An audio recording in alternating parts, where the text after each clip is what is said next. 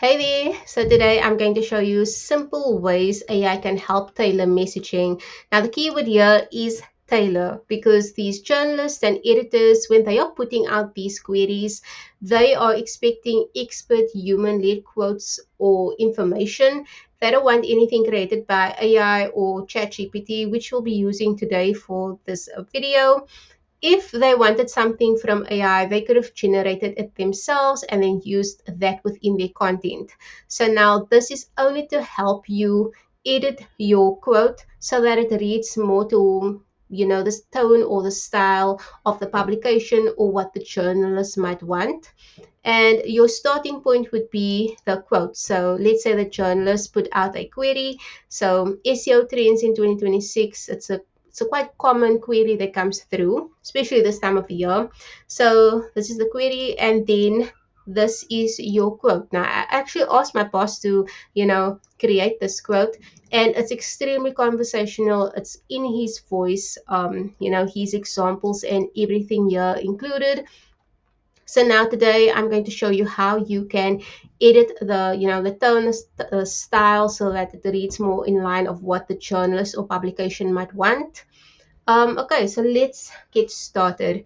So the first one would be changing, or let's say editing, the tone of the content. So let's copy this and go to ChatGPT. Just paste that in there. Okay, so earlier on, I basically created a couple of prompts for this video. So that's exactly what you can do. Play around with a couple of prompts, ask ChatGPT to create a few, and then you can basically generate the content and make the changes where necessary. I would say that quite often, the first prompt that you use might not be the one that you're going to land on because it might not be perfect or the way you want it to be. So yeah, it's a great opportunity to kind of just play around with it and then get to that style or tone that you really want.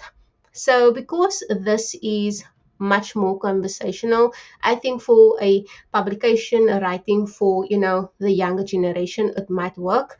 However, let's say you wanted a bit more formal, for a business publication. So yeah, you've got the original quote. Do not change the meaning or add new ideas. I think that's the most important one here. You don't want to add anything more from your boss because this is the quote that he has created, and it is the core messaging that you want to send across to the journalist. Okay, so rewrite it to make it sound a bit more. Okay, so let's say this is for a business publication. So we want it to sound a bit more formal. And for this one, keep it in first person and under X amount of words. I think for this video, let's not worry about the word count right now, but I'm hoping it does not add too many words because then we know it added its own ideas. So I'm hoping that the length of it stays the same. So let's just generate this and see what we get. So now when ChatGPT generates the quote that made those changes, make sure that you do make a couple of edits to it and not just, copy paste and then send it away, because there might be a couple of things that you might see that you would want to change. For example, the M dash and the semicolon, it screams AI. So you would want to remove those because even though you only used it to edit the content or to edit the quote, it's going to seem like the entire thing was generated by AI. So just to make those, minor details so that it doesn't stand out and read like, ChatGPT. And yeah, we can see, some of the examples that he's made. It's still here, and it reads way more formal.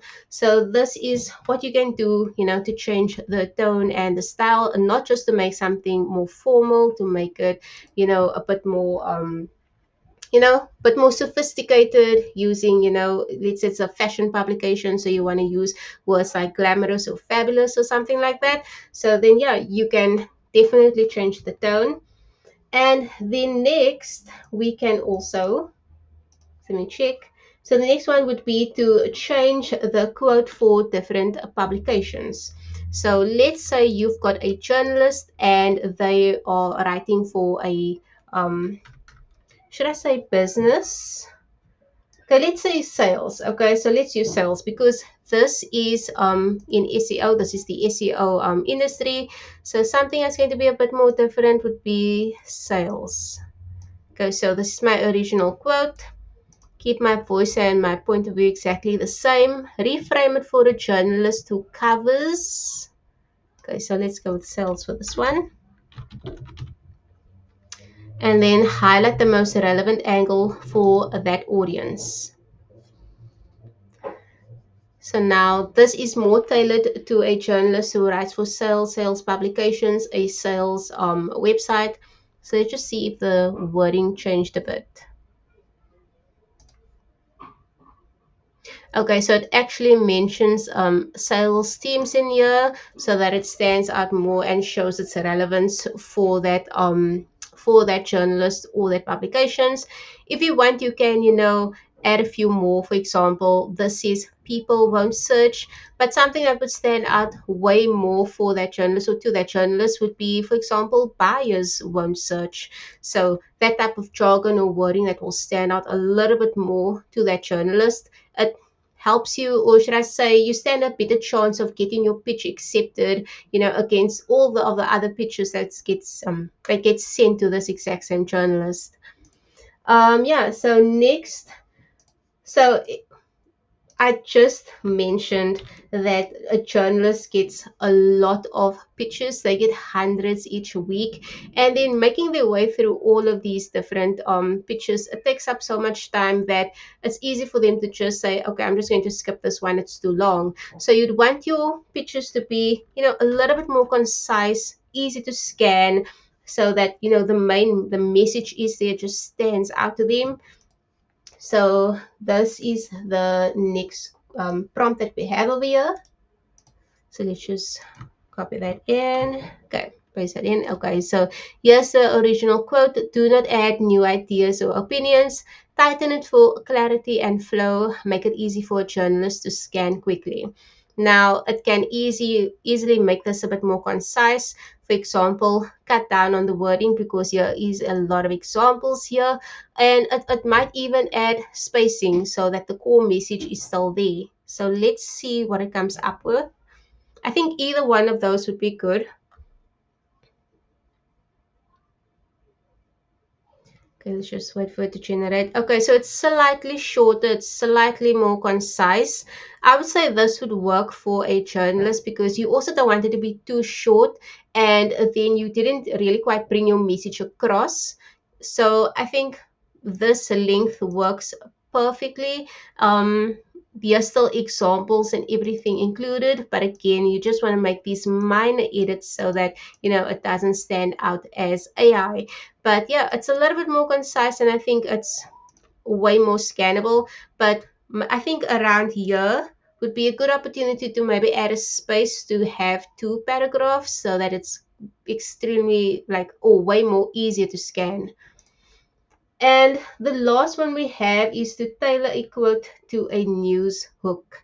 Now, I think, to make something a little bit more newsworthy, the focus has to be on the subject. So you've got a good quote here, but you really want that subject line, to stand out. So for this one, we can basically ask it to create subject lines that has a news hook. I know this might not sound right, but to make it slightly clickbaity, because clickbait articles, they do tend to stand out a little bit more because they make you curious to exactly what is this about. So now a little slightly clickbaity, and yeah, let's see the subject lines that it comes up with.